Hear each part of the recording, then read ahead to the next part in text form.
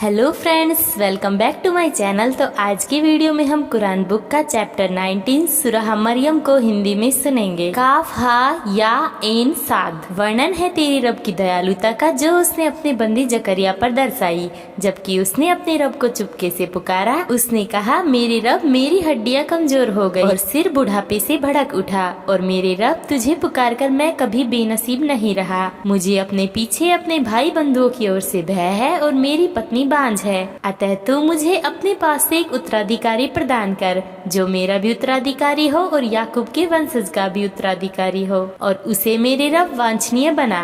उत्तर मिला, ऐ जकरिया, हम तुझे एक लड़के की शुभ सूचना देते हैं जिसका नाम यहया होगा।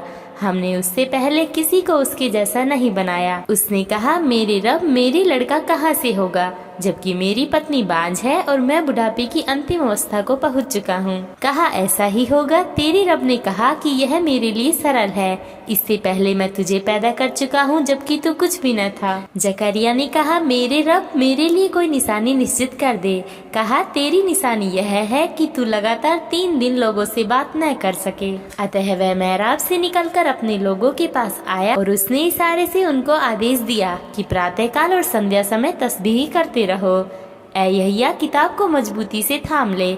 हमने उसे बचपन ही में निर्णय शक्ति प्रदान की और अपनी ओर से उसको विनम्रता और पवित्रता प्रदान की, और अपने माँ बाप का हक पहचानने वाला था और वह सरकस अवज्ञाकारी न था। सलाम उस पर जिस दिन वह पैदा हुआ और जिस दिन उसकी मृत्यु हो और जिस दिन वह जीवित करके उठाया जाए। और इस किताब में मरियम की चर्चा करो जबकि वह अपने घर वालों से अलग होकर एक पूर्वी स्थान पर चली गई।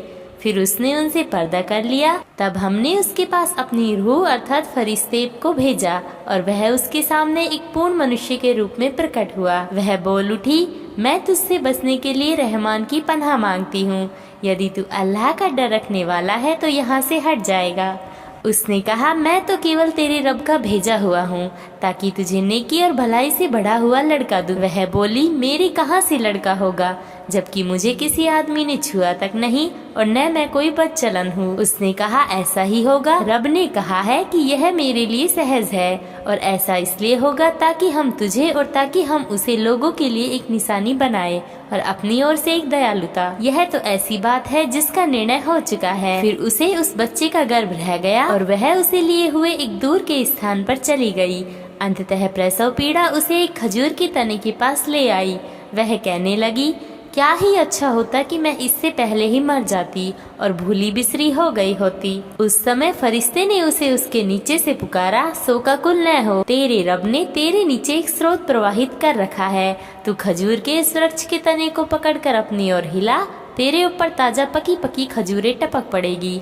अतः तू उसे खा और पी और आंखें ठंडी कर। फिर यदि तू किसी आदमी को देखे तो कह देना, मैंने तो रहमान के लिए रोजे की मन्नत मांगी है, इसलिए मैं आज किसी मनुष्य से न बोलूंगी। फिर वह उस बच्चे को लिए हुए अपनी कौम के लोगों के पास आई। वे बोले, ऐ मरियम, तूने तो बड़ा ही आश्चर्य का काम कर डाला।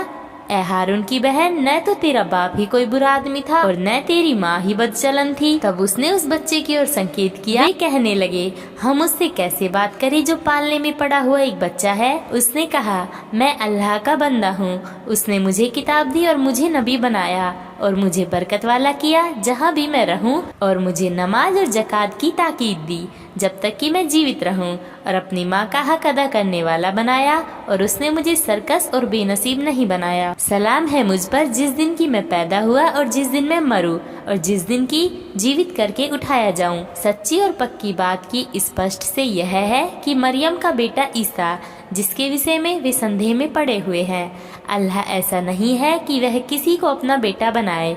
महान और उच्च है वह। जब वह किसी चीज का फैसला करता है तो बस उसे कह देता है, हो जा, तो वह हो जाती है। और निसंदेह अल्लाह मेरा रब्बी है और तुम्हारा रब्बी, अतः तुम उसी की बंदगी करो, यही सीधा मार्ग है। किंतु उनमें कितने ही ग्रोहों ने पारस्परिक वैमनस्य के कारण विभेद किया, तो जिन लोगों ने इनकार किया उनके लिए बड़ी तबाही है एक बड़े दिन की उपस्थिति से। भली भांति सुनने वाले और भली भांति देखने वाले होंगे जिस दिन वे हमारे सामने आएंगे, किंतु आज ये जालिम खुली गुमराही में पड़े हुए हैं। उन्हें पश्चाताप के दिन से डराओ जबकि मामले का फैसला कर दिया जाएगा, और उनका हाल यह है कि वे गफलत में पड़े हुए हैं और वे ईमान नहीं ला रहे हैं। धरती और जो भी उसके ऊपर है उसके वारिस हम ही रह जाएंगे और हमारी ही ओर उन्हें लौटना होगा। और इस किताब में इब्राहिम की चर्चा करो।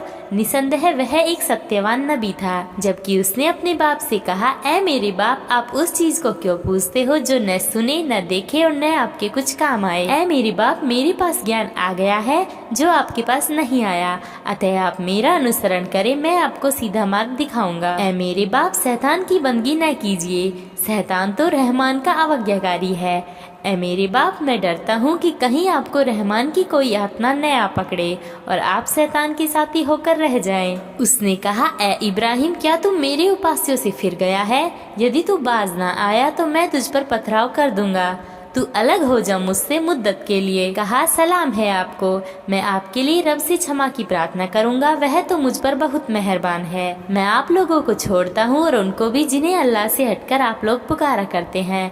मैं तो अपने रब को पुकारूंगा, आशा है कि मैं अपने रब को पुकार कर बेनसीब नहीं रहूंगा। फिर जब वह उन लोगों से और जिन्हें वे अल्लाह के सिवा पूजते थे उनसे अलग हो गया तो हमने उसे इसहाक और याकूब प्रदान किए और हर एक को हमने नबी बनाया और उन्हें अपनी दयालुता से हिस्सा दिया और उन्हें एक सच्ची और उच्च ख्याति प्रदान की। और इस किताब में मूसा की चर्चा करो।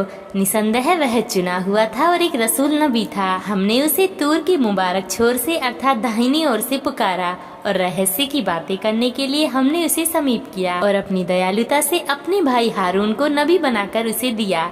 और इस किताब में इस्माइल की चर्चा करो।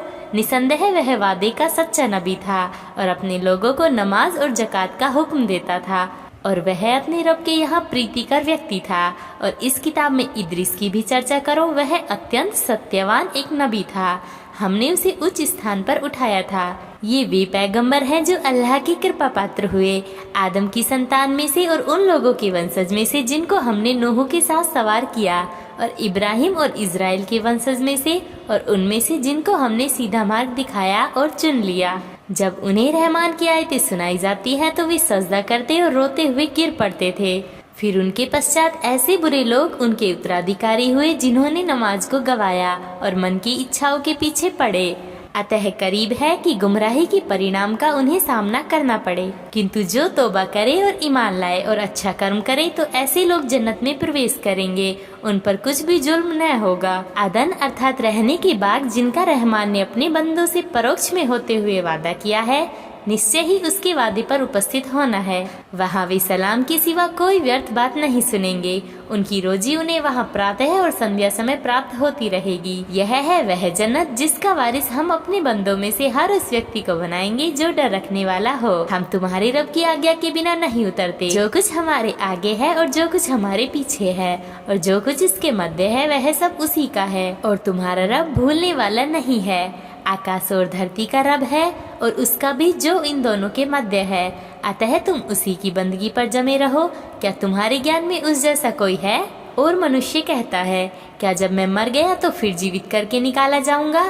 क्या मनुष्य याद नहीं करता कि हम उसे इससे पहले पैदा कर चुके हैं, जबकि वह कुछ भी न था। अतः तुम्हारे रब की कसम, हम अवश्य उन्हें और शैतानों को भी इकट्ठा करेंगे, फिर हम उन्हें जन्म की चतुर्दिक इस दशा में ला उपस्थित करेंगे कि वे घुटनों के बल झुके होंगे। फिर प्रत्येक गिरोह में से हम अवश्य ही उसे छांटकर अलग करेंगे जो उनमें से रहमान अर्थात कृपाशील प्रभु के मुकाबले में सबसे बढ़कर सरकस रहा होगा। फिर हम उन्हें भली भांति जानते हैं जो उसमें झोंके जाने के सर्वाधिक योग्य हैं। तुम में से प्रत्येक को उस पर पहुँचना ही है, यह एक निश्चित पाई हुई बात है जिसे पूरा करना तेरे रब के जिम्मे है। फिर हम डर रखने वालों को बचा लेंगे और जालिमों को उसमें घुटनों के बल छोड़ देंगे। जब उन्हें हमारी खुली हुई आयतें सुनाई जाती है तो जिन लोगों ने कुफ्र किया वे ईमान लाने वालों से कहते हैं, बताओ हम दोनों गिरोह में से कौन अच्छी हालत में है और कौन मजलिस की दृष्टि से अधिक अच्छा है, अर्थात कौन एक सेना के रूप में अधिक प्रभावशाली है। हालांकि उनसे पहले हम कितनी ही नस्लों को विनष्ट कर चुके हैं जो सामग्री और बाह्य भव्यता में इनसे कहीं अच्छी थी।